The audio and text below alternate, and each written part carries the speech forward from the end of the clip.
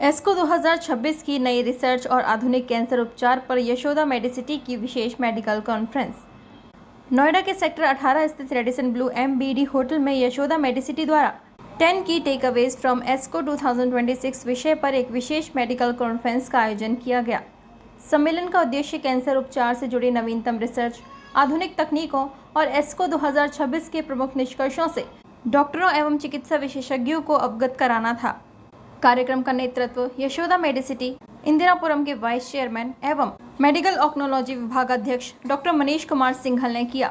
वहीं कार्यक्रम के सह निदेशक के रूप में वाइस चेयरमैन एवं रेडिएशन ऑक्नोलॉजी विशेषज्ञ डॉक्टर गगन उपस्थित रहे। कॉन्फ्रेंस के दौरान विशेषज्ञों ने एस्को 2026 में प्रस्तुत महत्वपूर्ण शोध, कैंसर के आधुनिक उपचार, इम्यूनोथेरेपी, टारगेटेड थेरेपी तथा मरीजों की बेहतर देखभाल से जुड़े विभिन्न पहलुओं पर विस्तार से चर्चा की। विशेषज्ञों ने कहा कि चिकित्सा विज्ञान लगातार नई ऊंचाइयों को छू रहा है और ऐसी वैज्ञानिक कॉन्फ्रेंस डॉक्टरों को नवीनतम शोध एवं उपचार पद्धतियों से अपडेट रखने में महत्वपूर्ण भूमिका निभाती है। इससे मरीजों को विश्व स्तरीय, प्रभावी और आधुनिक चिकित्सा सुविधाएं उपलब्ध कराने में भी सहायता मिलती है। इस अवसर पर बड़ी संख्या में ऑक्नोलॉजिस्ट, चिकित्सक एवं स्वास्थ्य विशेषज्ञ उपस्थित रहे और कैंसर उपचार के क्षेत्र में हो रहे वैश्विक बदलावों पर अपने विचार साझा किए।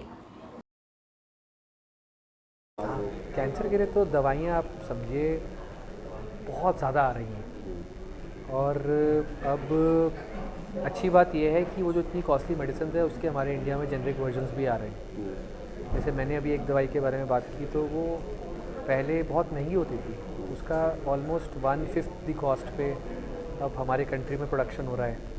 तो दवाइयाँ भी आ रही हैं और हमारे कंट्री में अफोर्डेबिलिटी भी है। तो जैसे कैंसर के उस पर जैसे कोई नया ट्रीटमेंट जो है आया हो या किसी कैंसर के कोई नया इलाज वो मिला हो, ऐसा साइंटिस्ट वगैरह हो कि बहुत सारे आ रहे हैं। अभी इसी एस्को में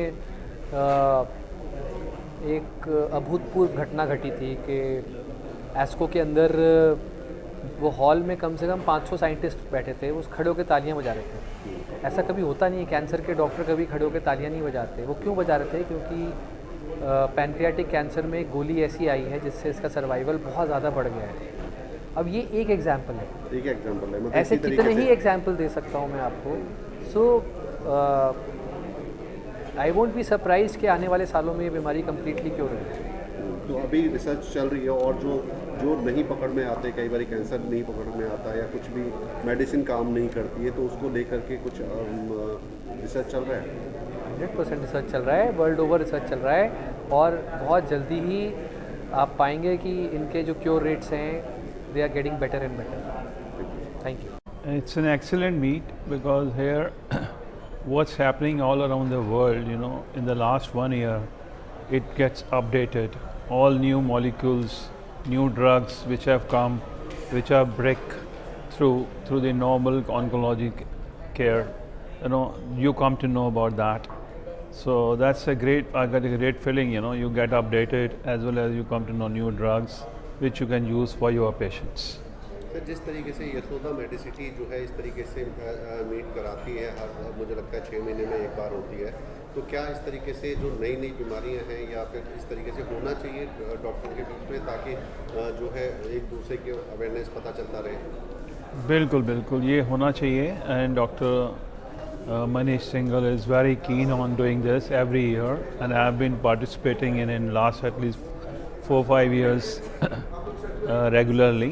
I stay from morning till evening because all is feast for me. तो जैसे कि जगह जगह जो कैंसर के पेशेंट आते हैं और इस तरीके से मिलने के बाद कहीं इलाज का हो पाता है संभव, कहीं नहीं हो पाता है, तो क्या इस तरीके से मीटिंग्स में कुछ फ़ायदा मिलता है क्या आगे? हाँ, बिल्कुल फ़ायदा मिलता है क्योंकि नई दवाइयाँ आती हैं, नए होप्स रखते हैं, न्यू कॉम्बिनेशंस मिलते हैं, न्यू हॉरिजन्स निकलते हैं, तो इससे बहुत फ़ायदा होता है पेशेंट्स को ट्रीट करने में। Most of the patients, they come to know when the severity becomes very critical, sir. So somewhere I feel myself very lucky because I have got opportunity. Actually, sir, I am working here as an area sales manager in Maxis Healthcare Private Limited, and this company is just giving me a lot of proud to be the part of this ESCO 2026, sir.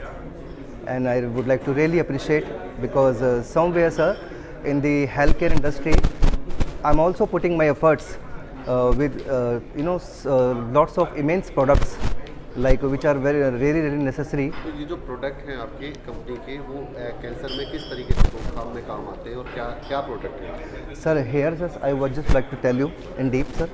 Like, sir, my product is this OncoPro, sir. First of all, sir, I think as name suggests itself, OncoPro. Sir, we are definitely it's promoting this product, oncologist, nephrologist. Sir, I think किसी भी एक critical and chronic illness में ना it becomes very necessary कि एक अच्छा protein powder बहुत it's going to be matter. तो somewhere here I feel myself very lucky because I am dealing with the product which is definitely is going to work, sir. ये किस चीज़ पे काम में आता है? Sir I just tell you, जैसे मैंने बताया सर, कोई भी क्रॉनिक इलनेस हो, asthma, tuberculosis, HIV, cancer, sir वहाँ already uncertain loss of the patient immunity is compromised. So वहाँ पे एक अच्छा प्रोटीन पाउडर जो होता है sir, definitely sir it's containing sir lots of calories along with the benefit of protein, carbohydrates, multivitamins and multiminerals, sir. So these all things are together going to work and somewhere sir patient की जो quality of life होती है ना sir वो depend करती है इस पे. जो अदर प्रोटीन होते हैं और इसमें क्या फ़र्क है दोनों में? Sir, I think right now here I want to share my own experience because I'm totally belonging to the pharma industry. What I have noticed, sir, in so many pharmacies when I just hold the protein powder, I just come to know in so many products there are protein powder बोला जा रहा है और उसमें protein की मात्रा ही इतनी minimal होती है. I'm just getting surprised. What is this actually going to do? Nothing, sir. अपने कि कैंसर का इसका तंबाकू से होने वाला कैंसर कई बार लास्ट स्टेज में पकड़ा जाता है. उसके कुछ कारण हैं. तंबाकू बहुत से लोग जब खाते हैं तो शुरू में जो खाते हैं वो टेस्ट और इफ़ेक्ट के लिए खाते हैं, बट जैसे टाइम आगे बढ़ता है अगर आपके मुंह में कोई छाला बन भी गया है तो तंबाकू का एक एनेस्थेटिक इफेक्ट होता है, वो उसकी एक नेचुरल वो है प्रवृत्ति है. तो जब आप तंबाकू मुंह में डालते हैं तो वो तंबाकू आपके माउथ में एनेस्थीजिया क्रिएट करता है, यानी कि उस अल्सर के अंदर जो पेन होनी है वो पेन को दबा देता है. तो उसी अल्सर को जो आपके लिए प्रॉब्लम है उसी अल्सर की प्रॉब्लम खत्म कर देता है. मतलब आपको कोई तकलीफ होगी तभी ना जाएंगे डॉक्टर साहब के पास, सो वो तकलीफ कम हो जाती है. इसलिए बहुत बारी माउथ कैंसर जो है वो लेट पता लगते हैं. एंड फिर भी मैं एक बात कहूँगा कि मेरे पास जितने माउथ कैंसर्स के पेशेंट आते हैं उनमें मैं बहुत सारे माउथ कैंसर्स के पेशेंट से ये सवाल का जवाब सुनता हूँ. जब मैं उनसे पूछता हूँ कि भाई आपने तंबाकू खाना कब बंद करा, तो जैसे वो आज मेरे से मिल रहे हैं और जैसे बायोप्सी 3-4 दिन पहले हुई है या 1 हफ्ते पहले हुई है, तंबाकू खाना उन्होंने 3 महीने पहले छोड़ दिया होता है. क्योंकि कारण नहीं था 3 महीने पहले छोड़ने का, 6 महीने पहले छोड़ दिया होता है किसी ने. तो कहीं ना कहीं हमें इंसाइट होती है कि कुछ प्रॉब्लम है. उसी इंसाइट को एम्पलीफाई कीजिए और जब आपको ऐसा लग रहा हो कि भाई प्रॉब्लम कुछ है तो सही मेरे मुंह के अंदर, तो भाई डॉक्टर साहब को दिखा लीजिए. तो ऐसा कौन सा रेयर कैंसर रहा होगा कि बहुत कम चांसेस होते हैं उसके, जैसे कि आपने कहा कि ठीक होने के? लंग कैंसर, स्मोकिंग वाला कैंसर. जो स्मोकिंग से कैंसर होता है वो हम ज़्यादातर स्टेज 3 स्टेज 4 में पकड़ा जाता है. That's a bad cancer to get. बल्कि जो लंग्स कैंसर का तो जो अगर स्मोकिंग करता है तो उसमें तो लिखा होता है कि मतलब इससे बिल्कुल साहब, सब जगह लिखा रहता है, सब जगह लिखा रहता है. सबको पता है मोबाइल को स्क्रॉल नहीं करना चाहिए, सब कर तो रहे हैं. तो जो अगर कैंसर किसी को हो गया है तो उसको क्या संदेश देना चाहेंगे कि किस तरीके से डरना चाहिए, नहीं डरना चाहिए, क्या है क्या नहीं? देखिए साहब, कैंसर के मामले में हमारे 2 एक्शन प्लान होते हैं. एक तो भाई कैंसर को होने मत दो, तो उस एक्शन प्लान के तहत कैंसर को ना होने देने में सबसे इंपॉर्टेंट चीज़ है आप तंबाकू को किसी भी फॉर्म में छोड़ना पड़ेगा. ये नहीं कि तंबाकू का मतलब यही है कि जिसको आप मुंह में रख रहे हैं तंबाकू को, जो सिगरेट, बीड़ी सब तंबाकू ही है. सो तंबाकू हर फॉर्म में छोड़ना is the first very very important step तंबाकू इसको कैंसर को प्रिवेंट करने के लिए. Second very important step is actually very interesting, active lifestyle. खाने को लिमिट कीजिए, मीठे को लिमिट कीजिए, वॉक कीजिए, दिन में 1 घंटा एक्टिव रहिए, हो सके तो एक्सरसाइज कीजिए, अपने आप को इतना एक्टिव रखिए, वज़न को बढ़ने मत दीजिए. दुनिया में अगर इतने कैंसर तंबाकू की वजह से होते हैं तो इतने ही कैंसर बैड लाइफस्टाइल की वजह से होते हैं. सो कहते हैं कि bad lifestyle is the new tobacco. So नया तंबाकू है बैड लाइफस्टाइल, सो उसको भी अवॉइड करना है. सो पहली चीज़ अवॉइडेंस ऑफ कैंसर.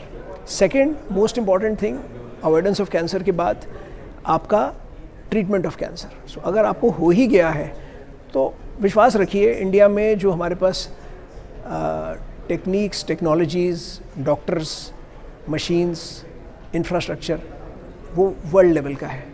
मैंने वर्ल्ड में बहुत जगह ट्रैवल किया है, मैंने काम भी किया है। वर्ल्ड लेवल का इंफ्रास्ट्रक्चर है हमारे यहाँ। ऐसी कोई चीज़ नहीं है जो हमारे यहाँ नहीं है जो दूसरी जगह पे है।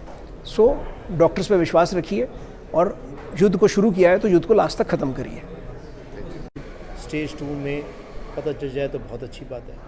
सबसे पहला मुद्दा है कि आप कैंसर को प्रिवेंट करें। आपको जानकर शायद अचंभा होगा कि हम 50 to 60% कैंसर्स प्रिवेंट कर सकते हैं, रोक सकते हैं, होएंगे ही नहीं।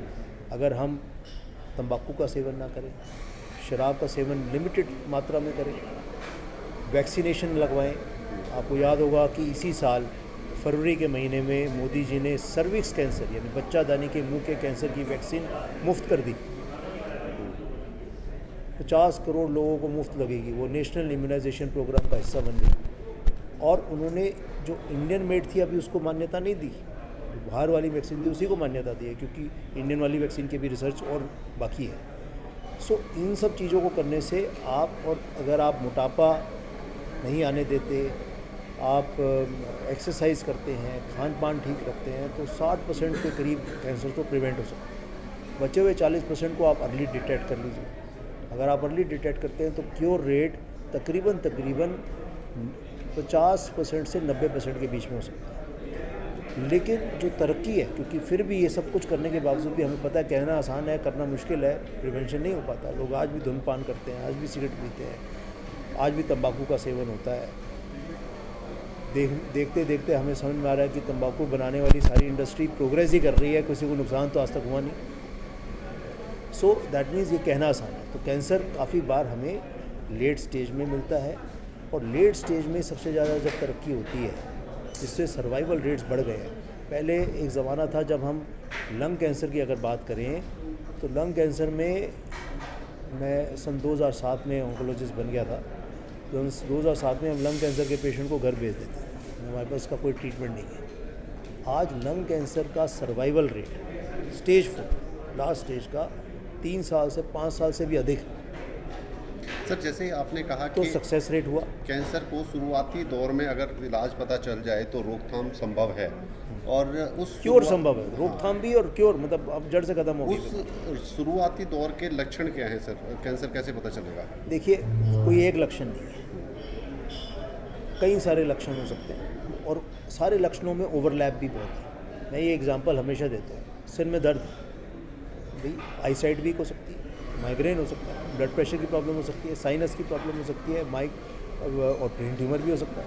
बट लक्षण तो हेडेक ही है, तो सारे हेडेक को MRI नहीं करा सकते आप। सो लक्षण में अगर आपका वजन कम हो रहा है, आपको भूख नहीं लग रही है, लैट्रिन में खून आ रहा है या काली लैट्रिन आ रही है, या कभी कब्ज़ हो जाता है और कभी लैट्रिन, कभी दस्त लग जाते हैं, आपको बदहजमी रहती है, डकारें आती हैं, एसिडिटी बहुत रहती है, खाना खाने में, खाना सटकने में दिक्कत है, आवाज़ बदली हो गया, या कहीं पर कोई गिठा है, ब्रेस्ट में है, गर्दन में है, जो गिठा बढ़ती जा रही है, जिसका आकार बदल रहा है, या आपको कहीं पर कोई चीज़ पेन कर रही है, जो पेन ठीक